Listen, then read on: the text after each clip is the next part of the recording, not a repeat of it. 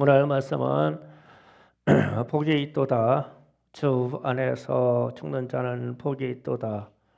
13절 말씀의 주제입니다.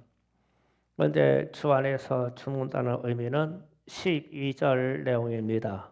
12절의 내용이 성도의 내가 여기 있나니 그들은 하나님의 계명과 예수에 대한 믿음을 지키다가 죽은 사람이 주 안에서 죽은 자이고 이 사람들이 복이 있는 사람이다. 아멘. 그러면은 이것은 순교를 뜻하죠. 제가 말세의 이야기니까 말세에 이르러 믿음 때문에 죽는 것을 뜻하고 또 지금도 이렇게 많은 사람들이 죽어가고 있다는 뜻입니다. 지난 화요일에 우리 목회자들과 함께 순교자 기념관을 다녀왔습니다.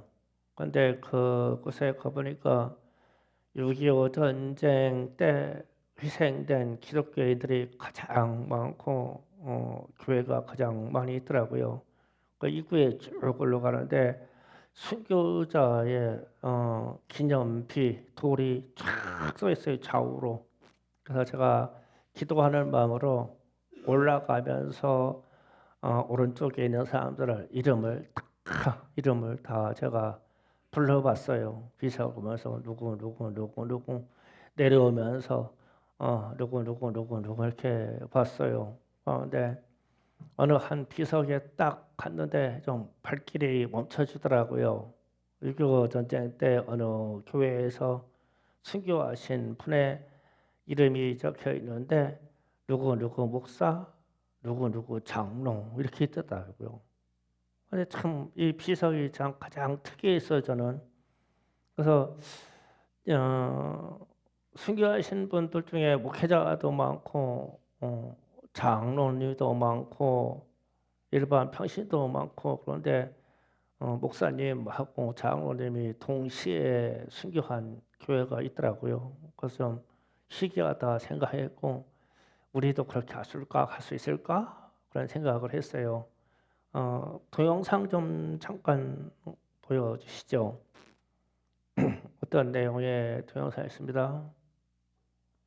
음, 페이스북 내용에 떠요, 동영상이. 음, 예, 잠깐 좀 보세요.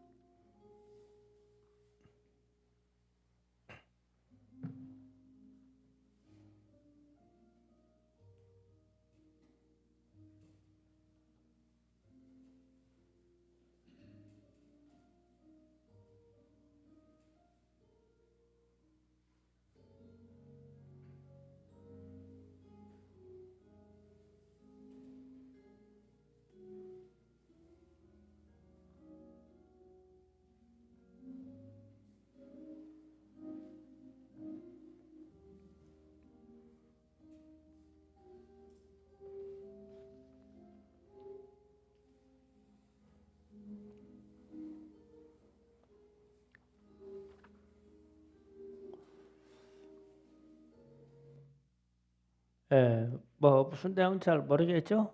뭐 순교자들에 대한 개념인데 여기에서 제가 이들이 한 기도 톡백을 하나 읽어드릴게요. 눈을 감으면 가족이 보입니다. 눈을 감으면 교인이 보입니다. 그런데 예수님은 말씀하십니다. 내가 나를 사랑하느냐?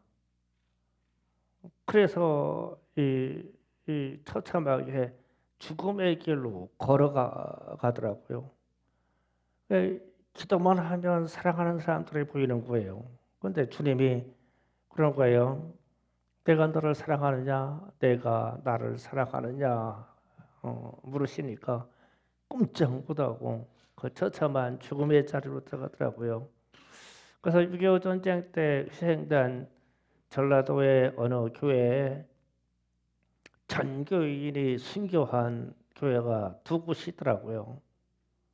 그래서 55명이 희생된 교회가 있고 70여 명이 희생된 두 교회가 전교인이 다 순교한 교회가 있어서 좀 가슴이 조금 뜨끔했고 수치상으로 보니까 충성교회하고 비슷하다. 그래서 우리도 다 같이 순교할 수 있을까? 어, 또 도망갈 사람도 있겠죠 뭐. 어쨌든 그런 교회도 있더라고요. 그래서 이제 제가 마지막 때 대관당과 최후의 심판이 이럴 때 성도들이 매우 성숙한 단계에 이를 것인데 이것이 곡식이 다 익었다라고 오늘 표현합니다. 15절 말씀입니다. 또 다른 천사가 성전으로부터 나와 구름 위에 앉은 이를 향하여 큰 음성으로 외치르되 당신의 낯을 휘둘러 거두소서 땅의 곡식이 다 익어 거둘 때가 이르렀음이니이다. 아멘. 근데 이게 여기 곡식 알곡은 사람의 영혼을 말하는 거거든요. 그런데 이 곡식을 다 거두세요. 다 익었습니다. 이런 거예요. 그러면은 좀 생각을 해봐야 돼요. 아니 성도는 어떻게 익어가느냐? 어떻게 해야 익어가지? 그런데 본문 말씀의 배경은 세상을 주도하는 권세자가 짐승이 등장하면 매매를 금지하고 사례부터 격리하고 도태시킬 때에 세상 권세자를 우상화시킬 때에 우상에게 절하지 않고 하나님의 말씀 때문에 예수의 이름 때문에 인내하다가 죽은 영혼들이 열매다. 익은 열매다. 그러니까 어떻게든 평상시 얘기가 아니에요. 그런데 우리는 지금 우리의 영혼이 익었는지 덜 익었는지 우리는 잘 몰라요. 이 환난의 때를 가봐야 알아요. 그 장담을 못하는 거거든요. 그래서 나는 저와 여러분이 이 평상시에 잘 훈련돼서 잘 익은 열매가 되기를 원해요. 예수님이 그냥 거두실 때 그냥 가차 없이 우리를 쓰시고 거둘 수 있도록 나는 아니지요. 이러지 마시고요. 평상시 잘하시면 기회가 올 거예요 아마. 그래서 우리가 다니엘서 3장 9절에서 18절을 잠깐 보시겠습니다. 다니엘 3장 9절에서 18절을 잠깐 보시면 우리가 잘 아는 말씀입니다. 다 같이 교독하시겠습니다. 자, 제가 먼저 읽습니다. 그들이 느부갓네살 왕이에 이르되 왕이여 만수무강하옵소서.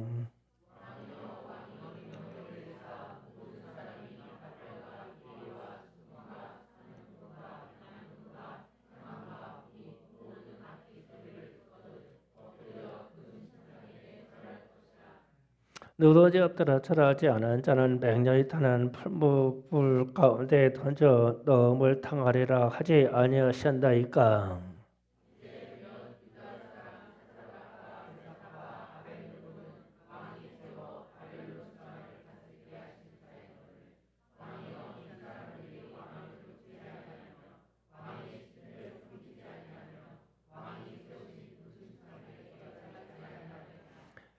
느부갓네살 왕이 노하고 분하여 사드락 메삭 아벤드고를 끌어오라 하며 드디어 그 사람들이 왕 앞으로 끌어온지라.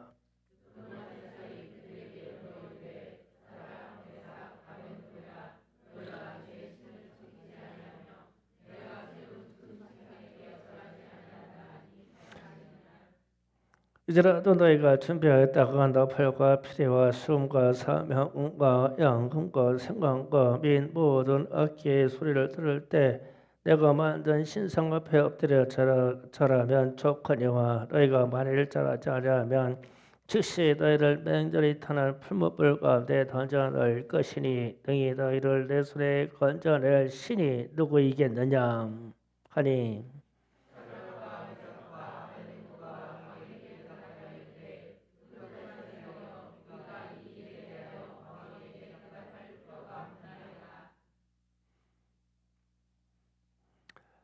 왕이여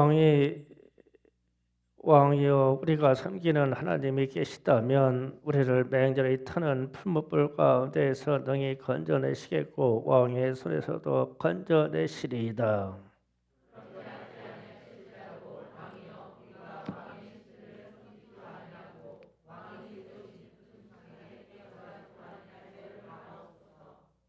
아멘.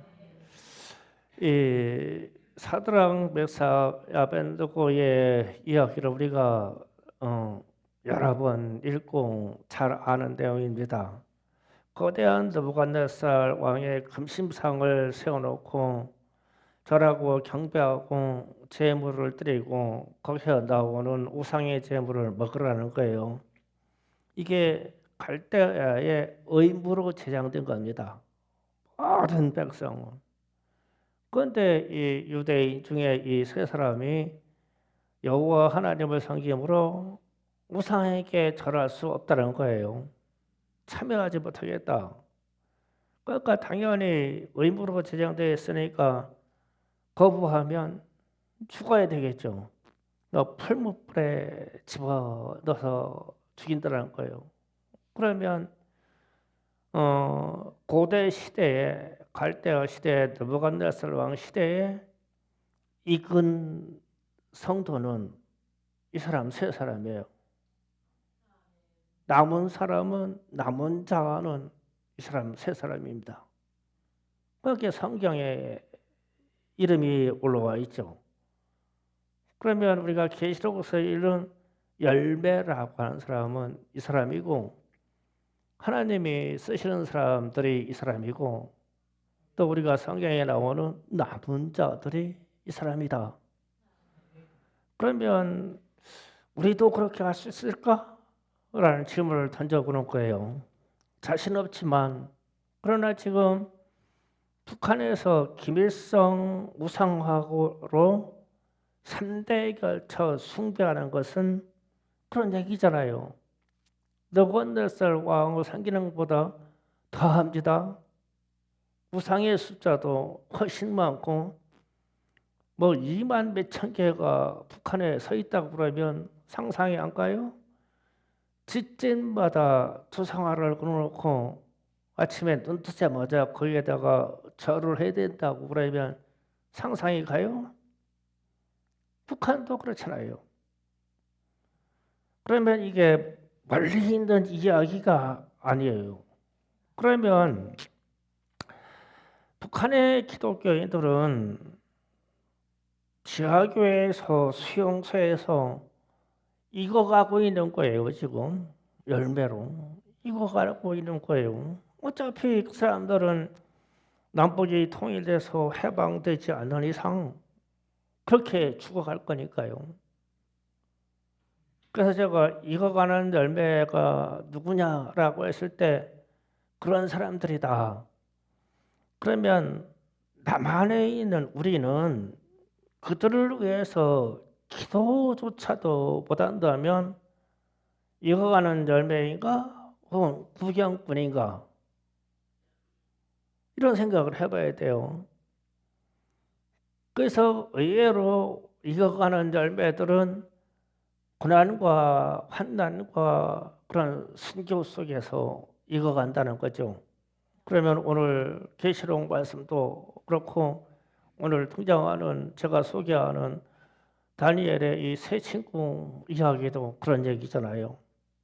그러면 이게 그 시대만 있었던 얘기냐? 아니다. 오늘날도 북한에서 재현되고 있는 일이고 우리가 똑같은 민족, 하나의 민족인데 남한은 예배에 자유한데 우리는 세속적으로 타락해가고 북한에 있는 성도들은 그 판단을 받아가면서 분명 그들의 영혼은 익어가고 있지 않느냐라는 질문을 던져보면 우리의 신앙생활도 참 달리 생각해야 봐야 되지 않겠는가, 그런 질문을 저에게도 던지고 여러분에게도 던지며 우리 대한민국에 있는 교회들에게도 이 질문을 던지는 거예요.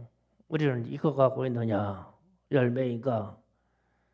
그런데 문제는 요한복음 19장 14절에서 16절을 또 한번 읽어보겠습니다. 요한복음 띄워주세요. 예, 다 같이 한 목소리 있습니다. 시작. 이날은 6월절의 주인비일이요 때는 제6시라. 빌라도가 유대인들에게 이르되 보라 너의 왕이로다. 그들이 소리 지르되 없이하소서 없이하소서. 그가 십자가에 못 박게 하소서. 빌라도가 이르되 내가 너의 왕을 십자가에 못 박으랴. 제사장들이 대답하되 가이사 외에는 우리에게 왕이 없나이다 하니 이에 예수를 십자가에 못 박도록 그들에게 넘겨주니라. 아멘. 자, 예수님 당시 로마 시대로 좀 역사에 할 겁니다. 그런데 대제사장들이 하는 말 17절 하반절입니다. 대제사장들이 대답하되 가이사 외에 우리에게 왕이 없나이다. 이 말이, 저 말이 상황에 따라서 하는 우연의 말일까? 이렇게 질문 던지고, 또 하나는 만약 이 말이 평상시에 훈련되어져 있고 교육되어져 있는 말일까? 라는 생각을 해봤어요. 그러니까 가이사 외에는 우리에게 왕이 없나이다. 이게 예수를 십자가에 못 박으라니까 순간적으로 만들어낸 말이다. 이상하고, 아니다. 가이사 외에 우리에게 왕이 없나이다. 이 말은 대제사장이나 로마에 속한 모든 제국들은 이 말을 평상시에 해야 했다. 라는 질문을 던져보는 거예요. 그런데 제가 말씀을 읽고 연구하다가 후자라는 생각이 들기 시작하는 거예요. 이 말이 교육되어 있고 훈련되어져 있는 말이다. 그래서 예수님을 십자가에 못 박을 때 대제사장들이, 이 사람들은 하나님만 섬기는 사람들이잖아요.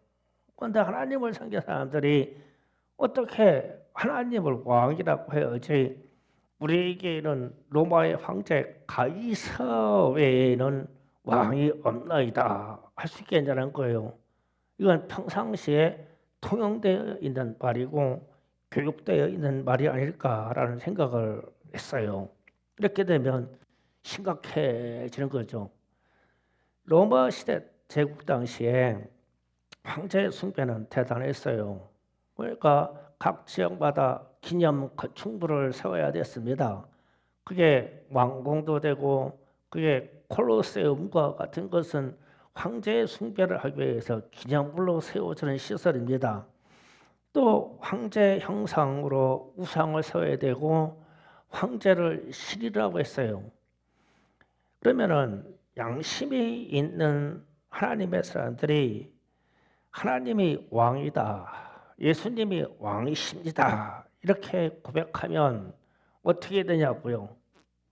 지금 정책상 로마의 황제가 신이고 로마의 황제의 우상을 세워놨고 기념 건축물 신전이 있고 그들이 운동하고 이 할 수 있는 공연할 수 있는 콜로세움이 각 지역마다 세워져 있고, 그러면 황제 숭배에 대해서 강제로 수행하게 하는 강제성은 없었을까?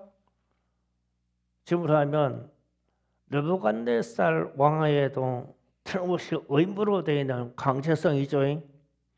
기밀성을 숭배하는 것도 의무로 되어 있는 강제성이죠. 그러면 로마 황제를 섬기는 거는 더하면 되지 부족하지 않았을 거라는 거예요. 왜냐하면 로마 황제가 신이라 하니까. 그러면 요한이 이 기록하는 666의 이야기가 그런 상황에서 나온 거예요. 그러면 666에 대해서는 우리가 많이 연구하고 또 잘 안다고 생각하잖아요.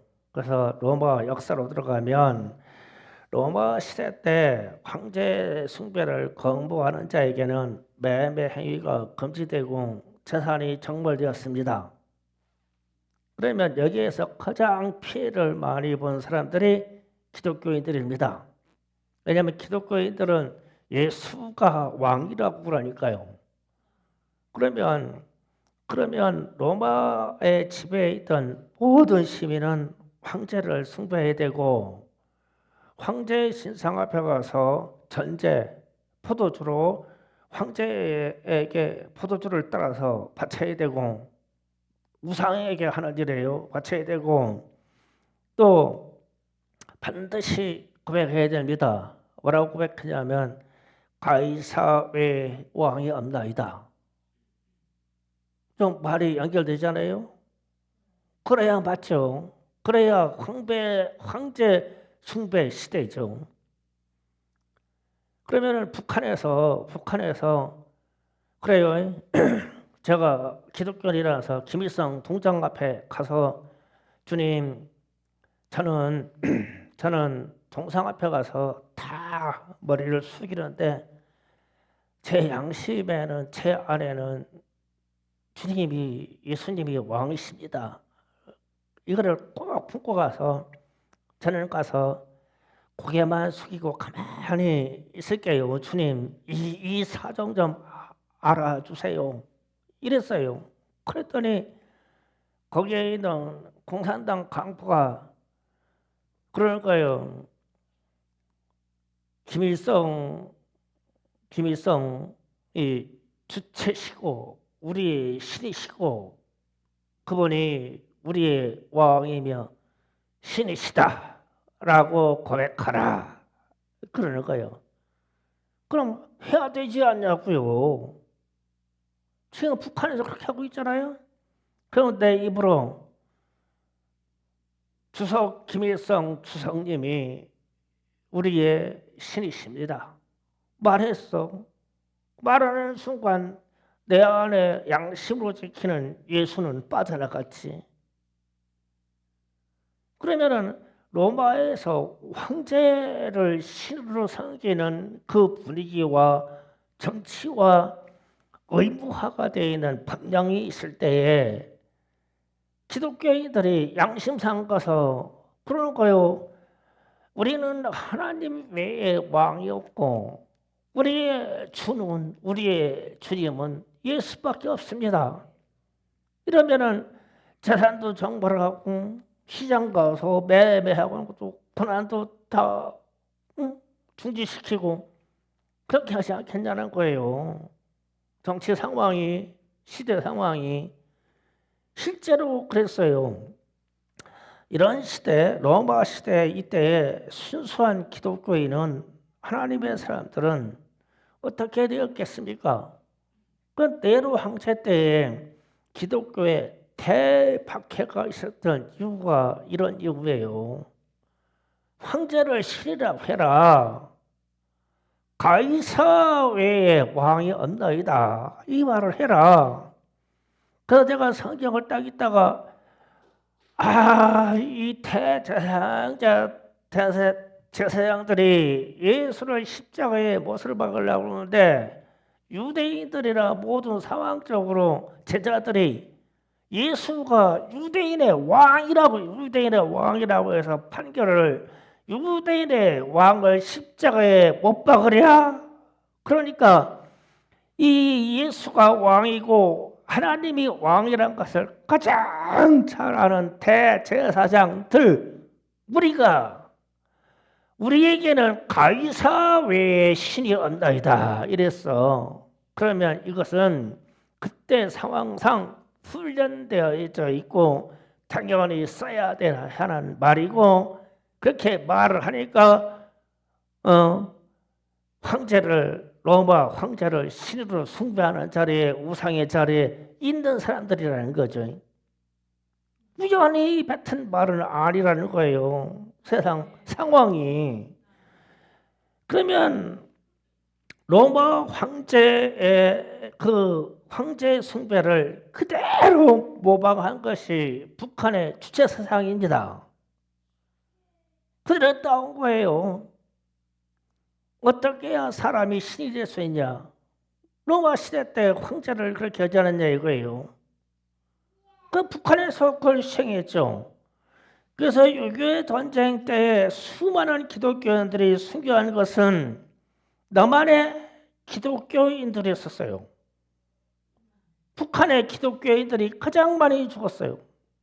전 교회가 다 죽고 목사 장로들 죽어가고 평신도들 죽어가고. 그러면 오늘날 남한의 이 큰 대부흥이 있는 것은 6.25 전쟁 때 그때 순교한 순교자들의 피해 값이에요.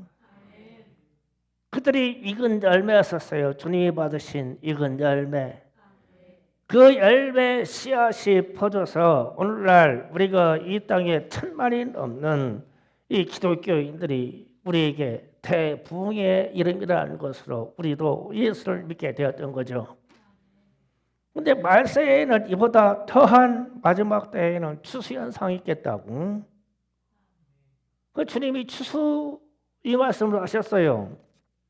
그리고 계시록에서도 요한이 기록하는데 지금 어떤 상황이 왔는데 천사가 와서 지금 얘기하는 겁니다. 주님에게 얘기하는 거예요. 주님, 이 세상을 보니까 사람들에 대해서 얘기하는 거예요. 열매가 다 익었습니다. 다 익었습니다. 낫을 휘둘러서 거두시지요. 그러니까 주님이 낫을 휘둘러서 거뒀어요. 그러면 여기에 있는 사람들은 성도예요. 열매라는 것은 다 익었습니다. 거둘 때가 되었습니다. 그래서 주님이 거뒀어요. 그러면 말세에 우리가 다가오는 이 말세라는 시점은 6.25 전쟁의 시점, 그런 시점, 로마 황제가 시해했다는 그런 시점, 아니면 갈대아 나라의 바벨론 나라의 느부갓네살이라는 왕이 나와서 자기를 우상해가지고 자기가 다스린 천역에 느부갓네살 금신상을 세워놓고 절하지 않고 숭배하지 아니한 사람은 먹고 마시고 매매하고 할 수가 없어. 누구나 다 죽여버릴 거야. 그러면 성경에서 반복적으로 나오는 역사의 패턴의 이야기라는 거죠. 그럼 우리는 그것을 체험을 안 했어요. 그러면 우리 시대 진짜 잘못하면 우리 시대나 우리 자녀들 세대에 이런 현상이 온다면 어떻게냐? 우리 자녀들이 익은 열매가 될 수 있을까? 바벨론에는 세 사람밖에 없었는데,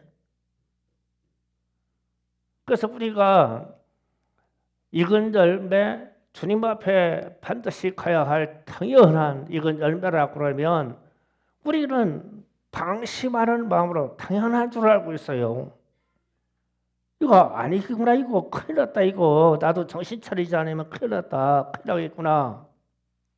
그래서 우리 주님이 마태복음 24장에서 말씀하십니다. 말세가 이럴 때에는 거짓 선자가 나오고 재난과 전쟁과 등등의 이런 이 사회 격변 현상이 일어날 거야. 그러면서 주님이 하실 말씀이 이 말씀에 1점 1획도 떨어지지 아니하고 마지막 때는 다 이루리라. 이 현상이 다 나올 거야. 그러니까 주님 제자들이 이거 큰일 났죠. 아니 지금 우리는 주님이 이 땅에 왕이기를 원해서 섬기고 있는데 주님이 세상 마지막 때의 현상을 말씀을 제자들에게 하시면서 이게 다 이루어진다네. 끔찍한 이야기가 아이 벤자들에게는 화가 있으리로다. 그게 무슨 얘기잖아요. 성경에서 보면 아이 벤 여인들의 배를 갈랐다고 나와요. 그냥 산채로. 화가 있으리로다. 그 얘기거든요. 그런 일이 있을 거다. 그러면은 뭐 캄보디아나 이런 데에서 공산주의 혁명이 일어날 때 그렇게 안 했어요? 북한이 그렇게 안 했습니까? 공산주의자들이 그렇게 안 했나요? 실제로 그렇게 했다고요. 이게 그래서 이런 상황에 신앙의 상황 이런 상황에서는 인권이니 뭐냐 하는 것은 지금과 같은 시대에 얘기하는 거요. 우리 이상무 장로님한테 원안전 참전했던 당시에 그때 죽기 살기가 2초전인데 무슨 인권이요. 그냥 앞에 있는 사람들 싹 다 죽여버려야지. 내가 사는데. 우리는 지금 이런 기점에 우리도 지금 우리나라 현실 이런 기점에 서 있어요. 그러니까 자 예수님이 이 재난의 일들을 말씀하시고 그러니까 제자들이 큰일 났어요. 그러니까 암묵적으로 제자들이 묻습니다. 주님 그러면 우리가 어떻게 해야 되죠? 그러니까 열천의 비유를 말씀하십니다. 너희는 깨어있으라. 깨어있으라. 그래서 기도할 것과 깨어있으라 것을 말씀하셨어요. 그래가지고 곧바로 이어서 달란트 비유를 말씀하십니다. 달란트 비유는 뭐예요? 충성하라요. 충성하라. 착하고 착한 그 충성하는 종아, 착한 종아, 충성했다는 뜻이거든요. 충성하라. 이 말씀을 하시고 곧바로 마태복음 25장 31절 36절을 잠깐 보시겠습니다. 자, 이 부분에서 다 같이 또 합독합니다. 시작. 인자가 자기의 영광의 모든 천사와 함께 올 때에 자기 영광의 보좌에 있으리니 모든 민족을 그 앞에 모으고 각각 구분하기를 목자가 양과 염소를 구분한 것 같이 하여 양은 그 오른편에 염소를 왼편에 두니라. 그때에 임금이 그 오른편에 있는 자들에게 이르되 내 아버지께 상을 받을 자들아 나와 창세부터 너희를 위하여 예비한 나라를 상속받으라. 내가 줄일 때 너희는 먹것을 주었고 목마를 때 마시하였고 나그네 되었을 때 영접하였고 벌벗을 때 옷을 입혔고 병들었을 때 돌보았고 옥에 갇혔을 때 와서 보았느니라. 아멘. 자, 예수님이 이제 다시 상황적으로 다시 반복해서 얘기합니다. 마태복음 24장에서 이 세상의 재난과 환난에 대한 말씀하시고 이게 이 세상에서 다 나타날 거야. 그러면은 주님 우리가 어떻게 살아야 됩니까? 그러니까 깨어 있어라. 여천의 비유로 그리고 달란트 비유로 충성하고 있어라. 이렇게 말씀하시고 이어져서 양과 염소에 대한 말씀하시는 거예요. 그러면은 우리는 뭐 양은 착한 사람이고 염소는 나쁜 사람이다. 이렇게 쉽게 생각하고 있는데 평상시에는 근데 저게 말세에 핍박받을 때 순교할 때 말씀이네. 저게 갑자기 말씀이 그렇게 와닿는 거예요. 그러니까 정신이 번쩍 나는 거예요.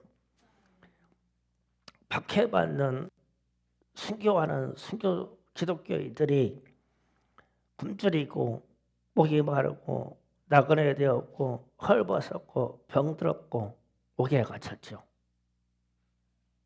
그렇잖아요. 평상시에 우리가 뭐더러 옥에 가고 뭐더러 굶고 살고 뭐더러 병들어 살고 뭘 하고 나그네 돼서 살아요. 어떤 시대가 그렇게 만들었다는 거 아니에요. 이거 말세의 대환난 때에 순교 지경으로 들어가는 사람들의 기독교인들의 삶이구나. 그런데 주님이 하시는 말씀은 그때에 이들을 돌본 사람들은 양이다. 자, 이렇게 되면 심각해지죠. 그러니까 핍박의 시대에 어떤 사람들이 순교 때문에 감옥에 갇혀 있는데 내가 그 사람을 공개하러 감옥에 찾아갈 수 있어요? 나도 죽는데 못 가는 거지. 못 가요. 상황이 생명 내놓지 않고는 못 가요. 같이 죽으려고 하지 않고는. 그래서 마태복음 25장 40절 다 같이 읽습니다. 시작. 다 같이 읽습니다. 시작. 임금이 대답하여 이르시되 내가 진실로 너희에게 이르노니 너희가 여기에 있는 내 형제 중에 지극히 작은 자 하나에게 한 것이 곧 내게 한 것이니라. 아멘. 주님이 내게 한 것이라고 했잖아요. 그러니까 이제 이 핍박의 시대, 대환난의 시대, 순교자를 주님이 열매로 받으려고 하는 이 마지막 시대 때 저렇게 헐벗고 굶주리고 못 먹고 못 마시는 성도들이 주님이 나라고 했잖아. 나라고 했으면 그렇게 고통받는 주의 성도들을 얘기하는 거잖아요. 그런데 그 사람들에게 공개를 했네. 그러면 공개하는 이 사람, 양이라고 하는 무리는 이 사람들이 살아남을 수 있겠냐고요. 같이 가서 같이 죽어야 되지. 그래서 주님이 이쪽 염소라고 하는 사람들을 떼놓고 염소라고 하는 사람 물었고 그 사람들에게 너희는 내가 굶주릴 때, 내가 무할 때, 내가 나갔을 때 나를 돌보지 아니하였다. 그러니까 언제 우리가 돌보지 않았습니까? 그러니까 이 작은 자들에게 이 가난하고 억울해서 저렇게 피해들는 사람들을 위해서 너희는 아무것도 안 했어. 그러면 이 박해와 핍박의 시대에 오면은 그냥 우리 예수 믿는다고 하고 그냥 적당히 피해서 살면 되잖아요.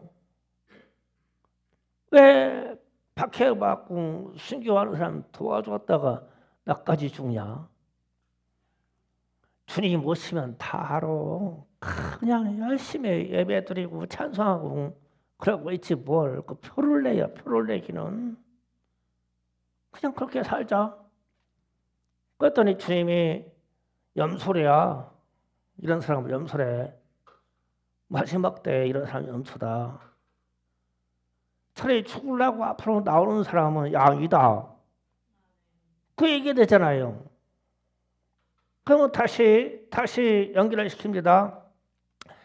마태복음 24장에서 이 세상에 어마어마한 재난과 이런 현상이 올 거다. 그래서 대환란이라는 이름으로 이런 시대가 오면 주님의 제자들이 그러면 우리는 그 시대에 어떻게 살을까요? 그러니까 깨어있어라. 기도하고 깨어있어라. 그리고 너의 직분에 따라서 충성하고 있어라. 그리고 그 시기가 딱 오면 나를 돌봐줘. 예수님이 나를 돌봐줘. 그럼 나를 돌보라는 것은 핍박받고 있는 성도들, 순교하고 있는 성도들 또 그런 교회를 돌봐주라는 얘기가 되잖아요. 그래야 양이죠. 그래야 어떤 교회 마세 충성교회가 1,000원이 다 순교했대. 그래서 소문났어. 그랬더니 서산에는 인근교회는 다 살아있네. 저것들은 염소요. 그러잖아. 또 역설적으로 얘기하자고요. 여기 어디 교회에 어떤 교회가 정부로부터 핍박받아가지고 교회 문 닫고 다 터졌다네. 가서 도와야 돼요, 말해야 돼요? 네, 도와야지. 같이 죽어야지. 그게 양이다. 쉬운 얘기, 쉽게 얘기하면. 그래서 이 이야기를 사도 바울에게 사도행전 9장 4절 5절에 다 같이 한번 읽어봅니다. 시작. 땅에 엎드러져 떨며 소리가 썰되 사울아 사울아 내가 어찌하여 나를 박해하느냐 하시기를 대답하여 주여 누구시니까 이르시되 나는 내가 박해하는 예수라. 아멘. 말씀이 그대로잖아요. 사도 바울이 다메섹으로 가서 기독교인들을 다 잡아가지고 옥에 가둬서 죽이려고 막 잡으러 가는데 예수님이 부활하신 예수님이 나타나가지고 사울을 부른 거예요. 사울아, 사울아, 내가 왜 나를 박해하느냐? 뭐 사울이 가만히 오는데 자기는 하나님께 충성한다고 이 짓을 하고 있는데 예수님이 나타나니까 그러면서 예수님이 말씀하시기를 너는 지금 기독교인들 잡으러 가지 않냐? 그런데 왜 나를 박해하느냐? 그러니까 양과 염소의 이야기가 머리에 딱 들어오죠. 양이라고 하는 사람은 우리가 지금 평상시에 얘기하는 착한 기독교인이야. 이게 아니네. 그럴 것 같으면 마태복음 24장에서 그렇게 대환난의 이야기를 말씀하실 필요가 없지. 야, 이 양이라는 사람들은 대단한 사람들이네. 믿음의 반열이 이 대단한 사람들이야. 생명 내놓고 죽고자 믿는 사람들이요. 그래서 제가 이런 말씀이 막 깨달아지는 게 순교자 기념관에 갔다 와서 그들의 형상과 그 피적들을 보아서 그런가? 아니면 진짜로 이 말세의 말씀을 깨닫는 영을 부어주셔서 자꾸 말씀을 이렇게 새롭게 하실까? 왜 이렇게 이런 현상을 자꾸 나한테 해주시지? 주일날마다 요한계시록 외에는 제가 설교를 하잖아요. 이 설교만 하잖아요. 그런데 한 지문지문 선택해 갈 때마다 야, 이게 익어가는 성도, 익어가는 열매라는 게 이게 그냥 생기는 게 아니구나. 하나님의 말씀 때문에 말씀을 지켜서 하려고 막 애쓰고 인내할 때 익어가고 예수 이름 앞에서 그냥 우리의 생명이 끊어지려고 하는 그 핍박과 박해를 받는데 그때 익어가는구나. 그래서 익어가서 그 열매를 생명의 열매를 주님께 드리는 거구나. 그러면 우리는 신앙생활을 좀 더 다른 각도로 생각해야 되겠네. 그래서 주님이 마태복음 25장 등등의 말씀을 쭉 하면서 야, 이 세상에 이와 같이 거짓 선지자와 대환난과 재난과 전쟁과 이 죽음의 역사가 막 무지하게 일어나서 성도들이 핍박과 박해와 순교의 시대로 들어가는 그 시대가 올 것인데 그때에 나는 피해 다니는 염소가 될 것이냐 아니면 같이 돕고 같이 기도하다가 같이 순교하는 열매가 될 것이냐. 열매가 되는 사람이 양이요.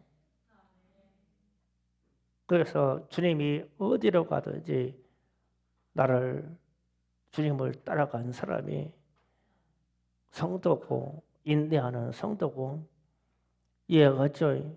그래서 제가 가슴에 뜨끔한 말이 그거예요. 박해 순교하는 장면으로 끌려가는 이 순교자가 얼마나 가족이 사랑스러울까. 눈만 감아서 기도 좀 하려고 하면 가족의 얼굴들이 보이고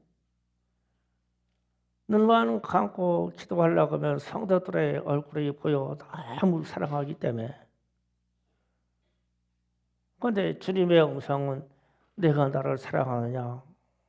예, 제가 주님을 사랑합니다. 그렇게 고백을 드렸더니 그 길을 가라는 거요. 저희가 지금 많은 기독교인들이 막 그냥 때를 쪄서 죽었어. 그런데 그걸 가라는 거예요. 그게 양이라는 거예요. 내 양. 누구의 양? 예수님의 양.